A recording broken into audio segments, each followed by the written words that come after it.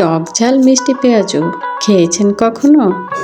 আসসালামু আলাইকুম ভিউয়ার্স, সবাই কেমন আছেন? আমি ফ্যামিলিজ কিচেন থেকে আবারও আপনাদের মাঝে হাজির হয়ে গেলাম ছোট্ট একটি নতুন ভিডিও নিয়ে। এখানে আমি 1 কাপ খেসারির ডাল নিয়েছি। আমার হাতের কাছে যে ডালটা ছিল আমি সেই ডালটাই নিয়েছি। আপনারা চাইলে যে কোনো ডালই এখানে নিতে পারেন। তো ডালটা আমি কিছুক্ষণের জন্য ভিজিয়ে রেখেছিলাম। ডালটা নরম হয়ে গেছে। এখন আমি ভালো করে ডালটাকে ধুয়ে পানি ঝরিয়ে নেব। এরপর আমি ডালটাকে ব্লেন্ড করে নেব। আপনারা চাইলে পাটায় বেটে নিতে পারেন, তো পাটায় বেটে নিলেই ভালো হয়। তো আমি এখন ডালটাকে ব্লেন্ডারে ব্লেন্ড করে নিয়েছি। এরপর আমি একটি বিশেষ ধরনের টক তৈরি করব। এই টক তৈরির জন্য আমি এখানে তেঁতুল ভিজিয়ে রেখেছিলাম।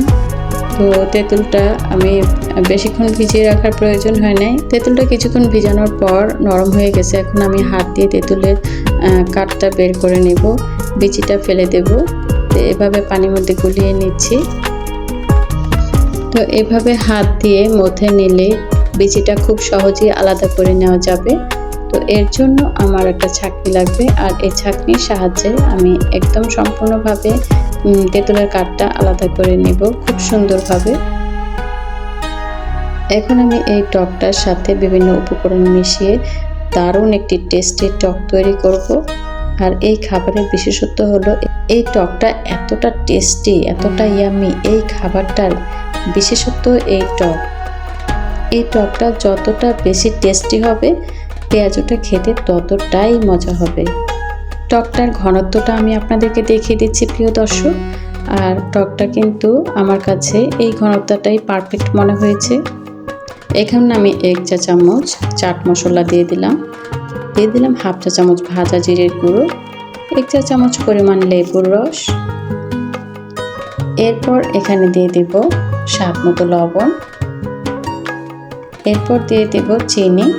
মিষ্টির পরিমাণটা আপনাদের পছন্দ অনুযায়ী দিবেন। আমি এখানে 3 চা চামচ চিনি ইউজ করেছি। এরপর দারুণ একটা ফ্লেভারের জন্য দিয়ে দিলাম লেবুর খোসা কুচি কুচি করে। এই লেবুর খোসার ফ্লেভারটা এত দারুণ লাগে এই টকটার সাথে। এরপর আমি দিয়ে দিলাম চিলি ফ্লেক্স 1 চা চামচ দিয়ে আমি এখন ভালো করে নেড়ে নিচ্ছি। তো আমার টকটা আপাতত তৈরি করা হয়ে গেল। এখন টকটা আমি একপাশে রেখে পরবর্তী ধাপে চলে যাচ্ছি। ওই যে আমি ডালটা ব্লেন্ডার করে রেখেছিলাম না, সেই ডালটাতে এখন আমি দিয়ে দিলাম হাফ চা চামচ আদা বাটা, হাফ চা চামচ রসুন বাটা, স্বাদ মতো লবণ, দিয়ে দিলাম হাফ চা চামচ হলুদ গুঁড়ো, হাফ চা চামচ লাল মরিচের গুঁড়ো। এরপর আমি সব কিছু ভালো করে মিশিয়ে নেব। এরপরও আমি আরও কিছু উপকরণ দেব। আগে হলুদ গুঁড়ো, মরিচের গুঁড়ো এগুলো একটু ভালো করে মিশিয়ে নিচ্ছি। এরপর এখানে দিয়ে দেব হাফ চা চামচ ভাজা জিরের গুঁড়ো। এরপর দিয়ে দিলাম কিছুটা চালের গুঁড়ো। চালের গুঁড়ো যদি আপনাদের কাছে না থাকে তাহলে আপনারা বেসন ইউজ করতে পারেন। আর এটা দেওয়ার কারণে পেঁয়াজুটা অনেকক্ষণ সময় ধরে মুচমুচে থাকবে। আর ব্লেন্ডারে ব্লেন্ড করলে একটু পানি পানি থাকে, পানি পানি ভাবটাও চলে যাবে চালের গুঁড়োটা ইউজ করলে।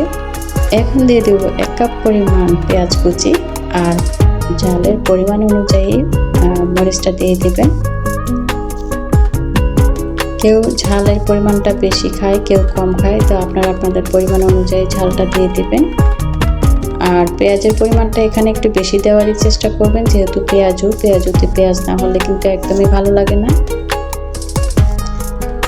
তো আমি এখন পেঁয়াজগুলো ভেজে নিচ্ছি, উল্টে পাল্টে করে লাল লাল করে ভেজে নেব। আর লাল লাল করে ভেজে নিলে দেখতেও সুন্দর দেখায়। আর লং টাইম ধরে এই পেঁয়াজুটা মুচমুচে থাকবে।